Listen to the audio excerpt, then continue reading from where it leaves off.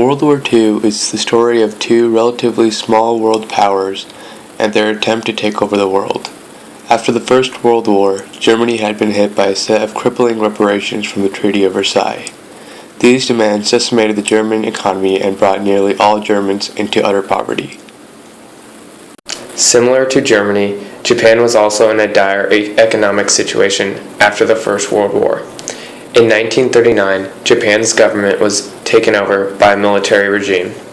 Japan began invading nearby countries for resources and land that their small island could not provide. This marked the beginning of the journey of Japan to become a major world superpower during World War II. When Japan attacked and conquered Manchuria in 1939, the United States waged no military action and chose not to acknowledge this new Japanese acquirement. There was an obvious reason for this. At the time, lacking resources of their own, Japan was a major consumer of American goods, such as steel and scrap metal. At its peak, America even sold 80% of its oil to Japan. In 1937, Japan had begun an all-out invasion of China, killing many innocent women and children. Since this invasion was fueled by American oil, a sense of hatred towards the Japanese began back in the States. This brought up the question of whether or not America should continue trade with this brutally aggressive country or cut all ties with them. In 1935, the United States Congress passed the Neutrality Acts, which prohibited the United States from selling goods to countries at war. The acts were passed to protect the U.S. from entering the war. President Franklin D. Roosevelt signed the acts, but he did not agree with them because they prohibited the United States from helping allies in need. The U.S. favored China and European allies. Roosevelt's passive actions towards the acts gave them the opportunities to provide aid to the Chinese. The Japanese continued to wage war with the Chinese. The U.S. decided to renounce the Treaty of Commerce and Navigation with Japan, signaling an end to trade with the empire. With the loss of American resources, especially the American oil, the Japanese had to look to other areas for oil. The Japanese looked to move into areas of Indochina and the Dutch East Indies. Moving to these areas would cause military tensions because the American-controlled Philippines and the American Pacific Fleet were between Japan and the lands they wanted. In 1941, the U.S. completely embargoed the Japanese. This caused the Japanese to consider an attack on the American Philippines along with Pearl Harbor. The United States and Japanese sustained some diplomatic ties on the chance that they could compromise the embargo. The United States created the whole note that was given to Japanese ambassadors. The note said that the U.S. would remove the embargo only if the Japanese removed troops from China and Indochina, as well as end their alliance with Germany and Italy. The Japanese would not accept the conditions.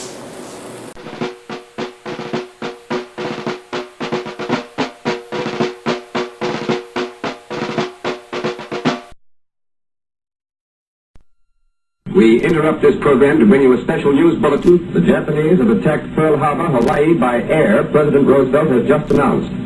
The attack also was made on all naval and military activities on the principal island of Oahu. Around 8 a.m. on December 7, 1941, the Japanese executed a deadly attack on the American naval base Pearl Harbor. This attack surprised everyone and caught the world's attention. The Japanese had been planning for this risky mission for months. The reason for the attack was quite clear. Both Japan and America realized that a treaty was not going to be achieved between two countries. Japan wanted to continue its rapid expansion around the world, and the American embargo was temporarily halting the Japanese from continuing onslaught.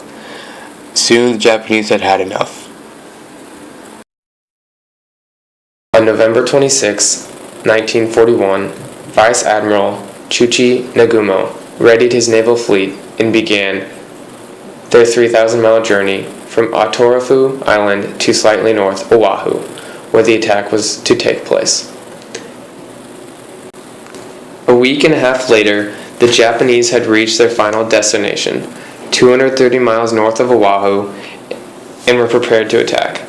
The next morning at 6 a.m., in total 183 aircraft took off, headed towards Pearl Harbor. An hour and a half after the first fleet had taken off, another 167 planes also left.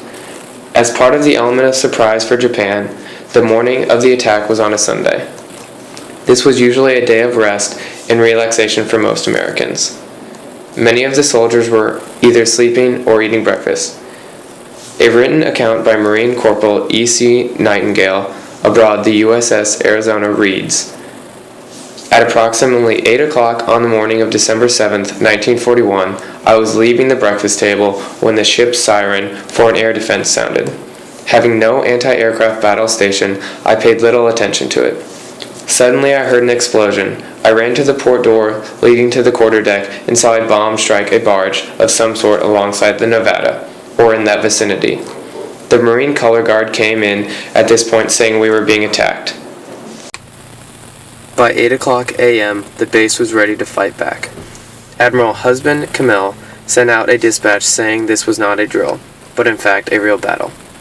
At the time of the attack, there were a total of 8 battleships docked at the harbor. Many of these battleships were caught off guard and stood no chance. Not only were the Japanese focused on destroying the naval capacity of the United States, but the airfields were also another big target. A portion of the first fleet of Japanese fighter planes was ordered to destroy American planes.